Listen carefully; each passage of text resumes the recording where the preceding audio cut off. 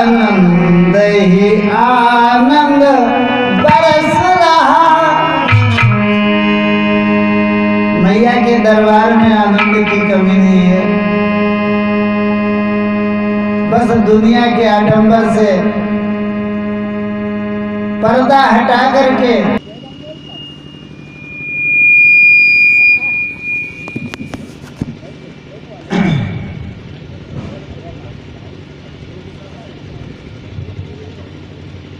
बड़ा ही एक सुंदर प्रसंग है।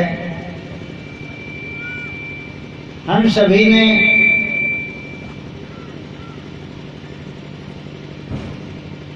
भागवत कथा भी अनेकों बार सुनी है, श्री राम कथा भी अनेकों बार सुनी है, लेकिन उन कथाओं के बीच में कुछ मर्म ऐसे छिपे रह जाते हैं जो कभी सुनने को और जानने को नहीं मिलते। हम लोग केवल कहानियों में उलझ करके रह जाते हैं। भगवान श्री राम का चरित्र बारंबार सुनते हैं, जिसके अंदर सभी पुस्तकों में और कथाओं में माता कैकेयी को खलनायक की तरह से प्रस्तुत किया जाता है। ऐसा मालूम पड़ता है कि सारे बिगाड़ की जड़ कैकेयी है। तो आज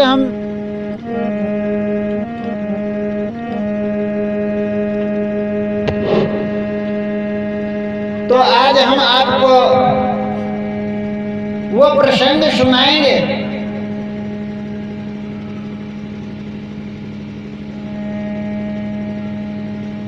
जिससे आपको ज्ञात होगा, पता चलेगा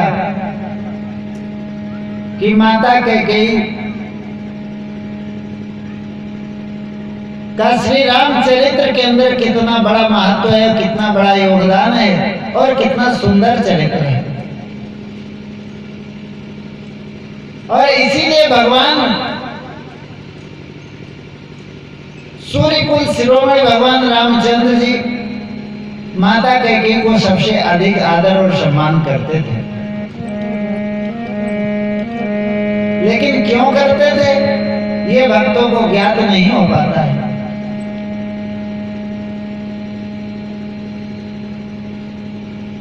तो एक बार की बात है, महाराज दशरथ चक्रवर्ती सम्राट हैं और आपने ऐसा जरूर सुना होगा, जाना होगा कि न माता कैकेयी जो थी वो दशरथ जी के साथ कई बार युद्ध में भी जाती थी, रथ पर सवार होकर के। जिस समय देवासुर संग्राम हुआ है, देवताओं और दैत्यों के बीच में भीषण युद्ध हुआ है, तो देवताओं की मदद के लिए अयोध्या नगरी से राजा दशरथ गए थे, जिस समय दैत्यों ने स्वर्ग के ऊपर चढ़ाई कर दी। उस देवासुर संग्राम में भी माता कैकेयी उनके साथ थी।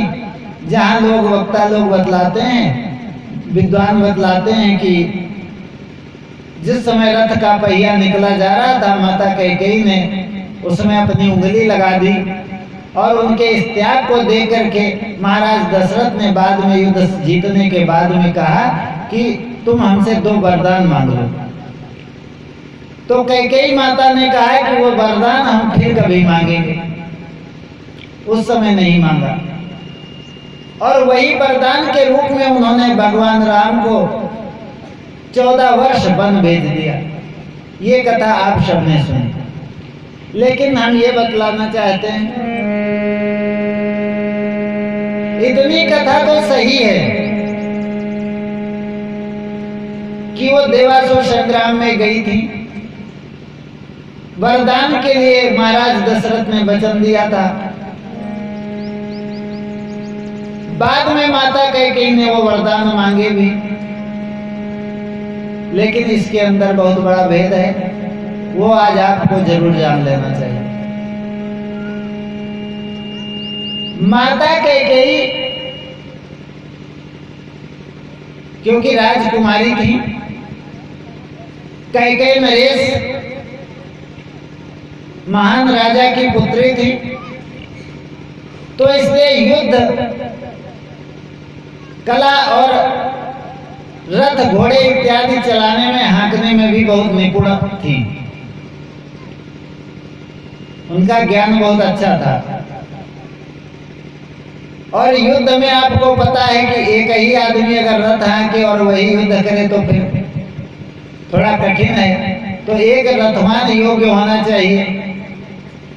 तो अक्सर जब कोई महाराज दशरथ कहीं दूर जाते थे रथ से या किसी युद्ध में जाते थे, तो माता कैकेयी उनके साथ जाती थी। वो रथ हाँकती थी और महाराज युद्ध करते थे। एक बार की बात है, यूं ही तीर्थाटन करने के लिए, सैर करने के लिए राजा दशरथ चले हैं रथ लेकर के।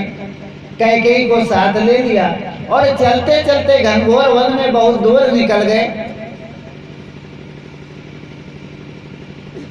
तो जिस समय बाली के क्षेत्र में पहुंचे,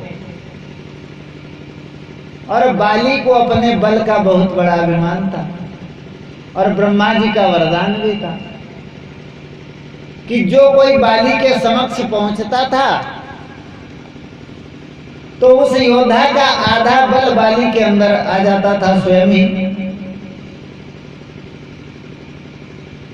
तो बाली स्वयं तो बलवान था ही, और सामने वाला का जब आधा बल उसके अंदर आ जाता था तो सामने वाले की जीत बिल्कुल ही अनिश्चित हो जाती थी, जीत बिल्कुल नहीं हो सकती थी। वो बाली से कमजोर पड़ जाता था, चाहे जितना भी बड़ा बलशाली हो। यही हुआ। महाराज दशरथ से बातों बातों में नोक झोंक हो गई बाली की, और युद्ध की बात आ गई। अब लड़ाई होने लगी। आखिर में महाराज दशरथ की हार हुई।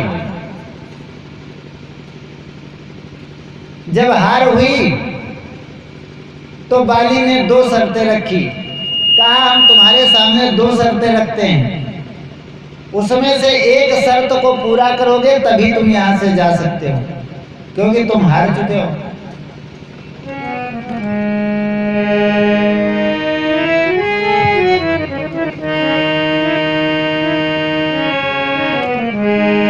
क्या शर्तें रखी है?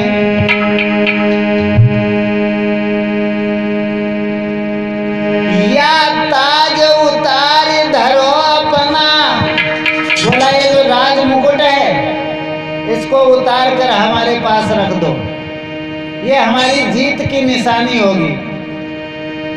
वरना या ताज उतार धरो अपना, या रानी यहीं छोड़ जाओ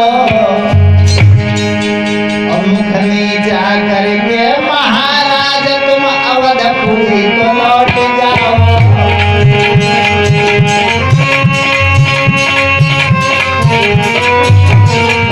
मुख नीचा करके महाराज तुम अवधपुरी को लौट जाओ।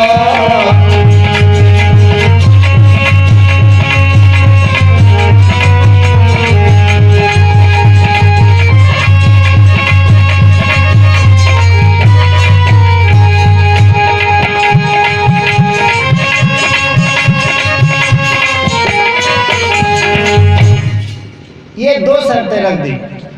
बाली कहने लगा, या तो रानी कैकेयी को हमारे पास छोड़ दो, और या फिर अपना ये राज मुकुट उतार करके हमारे समक्ष रखो और शर्मिंदा होकर के लौट जाओ।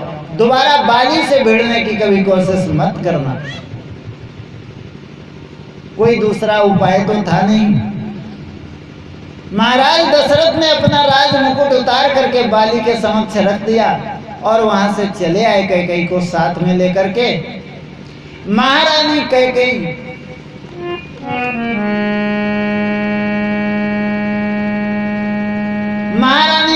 अपने पति का इस तरह से अपमान देख करके आज मन ही मन बहुत ही ग्लानि से भर गई।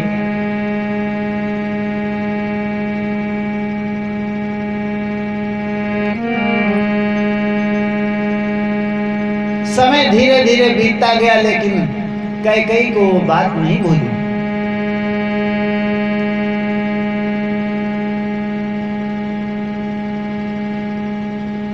जिस समय राम लक्ष्मण भरत शत्रुघ्न चारों भाइयों का जन्म हुआ है अयोध्या नगरी में, धीरे धीरे श्री राम जी के यश की पताका लहराने लगी, उनके बल और कौशल की कीर्ति फैलने लगी।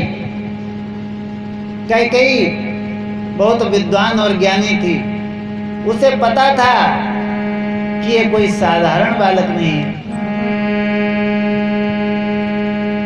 जिस समय राज तिलक का नंबर आया तो कैकेयी ने श्री राम जी को पास में बुला करके चुपचाप मंत्रणा की कि अब तक तो अयोध्या की लाज बची रही, इज्जत पर आंच नहीं आई, बात छुपी रही, क्योंकि वो बात बाली से हार की केवल राजा दशरथ जानते थे या तो रानी कैकेयी जानती थी। बाकी रानियों ने भी नहीं जान पाया कि वो राज मुकुट कहाँ गया। और जब युवराज के राज मुकुट की तैयारी होगी तो बात आएगी सभा में कि शाही राज मुकुट राम के सिर पर रखा जाए, फिर वो महाराज कहाँ से लाएंगे। तब तो सारी बात खुल जाएगी। रानी कैकेयी ने दशरथ जी से मंत्रणा की और फिर राम जी को पास में बुला करके एकांत में समझाया, बेटा ऐसी बात है और तुम जाना और बाली को किसी भी तरह से मार करके परास्त करके अपना वो कुल का गौरव, वो राज मुकुट वापस लेकर के आना। भगवान चाहते तो समझा भी सकते थे, बाली नहीं मारा जाता, लेकिन उसका मरना जरूरी था।